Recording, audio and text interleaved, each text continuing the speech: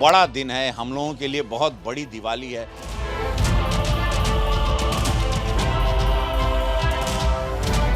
उस सपने को साकार होते हुए पूर्वी उत्तर प्रदेश की 5 करोड़ की जनता देख रही है। इससे बड़ा उत्सव नहीं हो सकता कि स्वयं हमारे यशस्वी प्रधानमंत्री, विश्व के सबसे बड़े नेता यहाँ आ रहे हैं। यूपी के गोरखपुर का ये वो मैदान है जो पूर्वांचल की सियासत में बेहद मायने रखता है। खासकर बीजेपी की रणनीति और राजनीति में इस मैदान का खास योगदान रहा है, क्योंकि पीएम मोदी ने गोरखपुर के इस मैदान से जब जब जनसभा के जरिए जनता से संवाद की कोशिश की है, तब तब पूर्वांचल में कमल खिला है। और आज एक बार फिर पीएम मोदी इसी मैदान से यूपी को 10,000 करोड़ की वो सौगात देने वाले हैं जो आने वाले चुनाव में बीजेपी के लिए जीत का रास्ता तैयार कर सकती है। क्योंकि गोरखपुर की जनता को जिसका इंतजार दशकों से था, वो आज खत्म होने वाला है। उस सपने को साकार होते हुए पूर्वी उत्तर प्रदेश की 5 करोड़ की जनता देख रही है, जिसे पिछली सरकारों ने अपनी नाकामयाबियों के कारण नकार सा दिया था। ये तस्वीर उस खाद कारखाने की है जो पिछले 3 दशकों से बंद पड़ा था। 30 साल में यूपी की जनता ने लगभग हर पार्टी को सत्ता की कुर्सी पर काबिज किया। 30 सालों में यूपी की सियासत बदली, मुद्दे बदले, कई सियासी चेहरे बदले, लेकिन अगर कुछ नहीं बदली तो वो है इस कारखाने की कहानी और इस कारखाने से उम्मीद लगाए बैठे आवाम की जिंदगी। लेकिन अब जब बात बदलाव की हो रही है, विकास की हो रही है, तो पूर्वांचल को सबसे आगे रखा जा रहा है। मायने भले सियासी हो, मौका भले चुनावी हो, मकसद भले लखनऊ की गद्दी हो, लेकिन फायदा सबको है। अनेक सरकारें आई, आश्वासन पर आश्वासन दिए गए, लेकिन 26 वर्षों तक उन लोगों ने हमेशा हाथ खड़े कर दिए कि अब यहाँ पर नए कारखाने की आवश्यकता नहीं है। नागरिकों के जीवन पर असर पड़ा, गोरखपुर के विकास और पूर्वी उत्तर प्रदेश के विकास पर विपरीत असर पड़ा, रोजगार और नौकरी की संभावनाओं पर विराम लगा। अब यह सपना साकार हो चुका है। गोरखपुर का यह खाद कारखाना सीएम योगी का ड्रीम प्रोजेक्ट रहा है, जिसको दोबारा शुरू करने और उसकी जगह नया कारखाना स्थापित करने के लिए योगी आदित्यनाथ बतौर सांसद 19 साल तक संघर्ष करते रहे। उनके संसदीय कार्यकाल में संसद का कोई भी सत्र ऐसा नहीं था जिसमें उन्होंने इसके लिए आवाज बुलंद न की हो।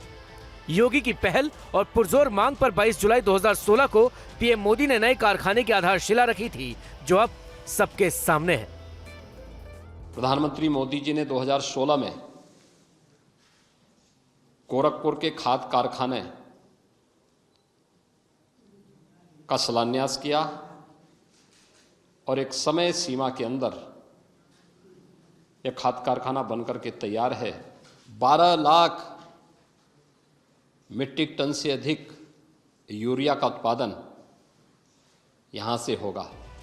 गोरखपुर के विकास के सफर में आज एक नया अध्याय जुड़ने जा रहा है, क्योंकि पीएम मोदी आज गोरखपुर को एक साथ 3 बड़ी सौगात देने वाले हैं।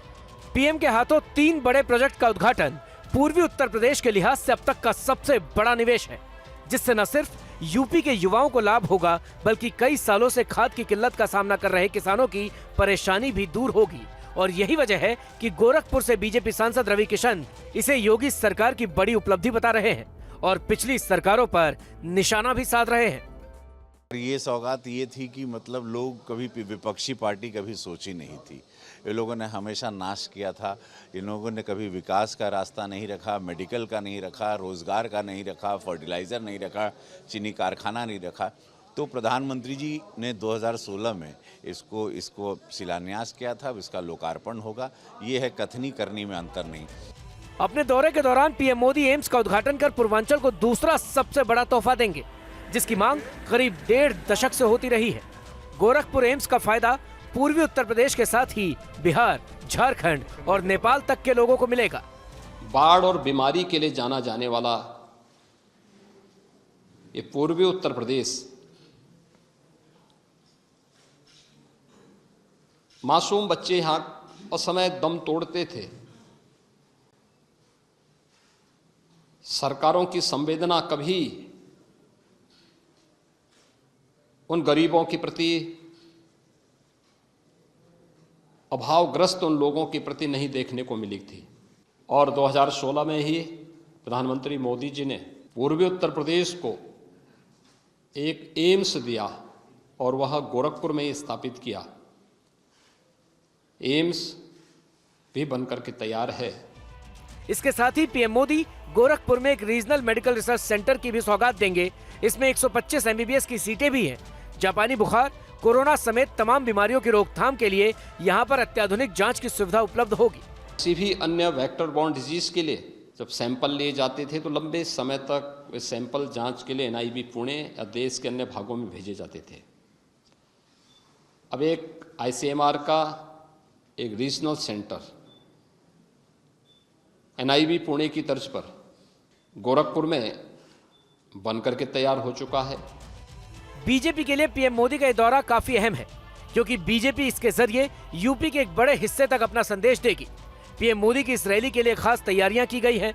बताया जा रहा है कि आज की जनसभा में करीब 4 लाख लोगों की भीड़ जुटेगी, लिहाजा सुरक्षा के पुख्ता इंतजाम किए गए हैं। प्रधानमंत्री नरेंद्र मोदी एक साथ 3 बड़ी परियोजनाओं की सौगात गोरखपुर को देने जा रहे हैं। कार्यक्रम की तैयारियां पूरी हो चुकी हैं। लगभग 4 लाख लोगों को इस कार्यक्रम में बीजेपी ने गोरखपुर क्षेत्र के 64 विधानसभाओं से आमंत्रित किया है। हमारी जो सिक्योरिटी प्लान है वो 4 लेयरों में है और पूरी तरह से व्यवस्था ऐसे है कि सुरक्षा अचूक हो।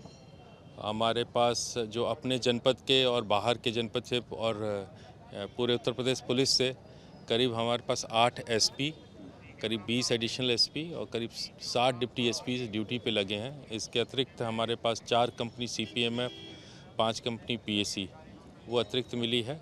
कुल करीब 4000 जवान सभी फोर्सेस मिला लिए जाए तो डिप्लॉयड है। कहते हैं कि देश की सत्ता का रास्ता उत्तर प्रदेश से होकर जाता है और यूपी को जीतने के लिए पूर्वांचल में जीत का परचम फहराना जरूरी माना जाता है। इसी फॉर्मूले से लगातार 2014 और 2019 लोकसभा चुनाव और 2017 के विधानसभा चुनाव में सबसे ज्यादा सीटें हासिल करने वाली बीजेपी अब मिशन 2022 के लिए पूर्वांचल में पैठ बनाने की कोशिश में है। पिछली सरकारें कागजी सरकारें थी, कागज पे उतारती थी। उन लोग खाली नाम करते थे, उद्घाटन करते थे, सफाई महोत्सव करते थे, अपने गांव को, अपने परिवार को बनाते थे, अपने परिवारों का महल बनाते थे। यहाँ कथनी करनी में अंतर नहीं है। भाजपा गरीबों की पार्टी है। यूपी की सत्ता को साधने के लिए पूर्वांचल को साधना क्यों जरूरी है, अब इसे भी समझ लीजिए। सूबे की 33% सीटें इसी इलाके की है। यूपी के 28 जिले पूर्वांचल में आते हैं, जिनमें कुल 164 विधानसभा सीटें हैं। 2017 के चुनाव में पूर्वांचल के 164 में से बीजेपी ने 115 सीटों पर कब्जा जमाया था, जबकि समाजवादी पार्टी ने 17, बीएसपी ने 14, कांग्रेस को 2 सीटें मिली थी। हालांकि आंकड़े कहते हैं कि पिछले 3 दशक में पूर्वांचल का मतदाता कभी किसी एक पार्टी के साथ नहीं रहा।